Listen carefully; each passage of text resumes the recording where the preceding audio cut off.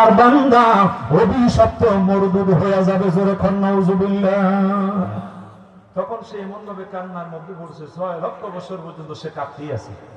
আল্লাহ 6 লক্ষ বছর ইবাদত বندگی করার পর একটা বান্দা এইভাবে অভিশপ্ত হয়ে যাবে, যদি ওনার কথা না মানে, হুকুম না মানে, তখন উনি কি হবে? তখন আল্লাহ বলে, বল কি করব?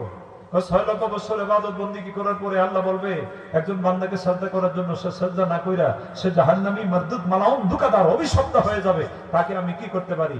ইবলিস শয়তান কয়, তাকে আপনার রহমত থেকে আপনি বঞ্চিত করে দিবেন, জোরে কোন নাউজুবিল্লাহ।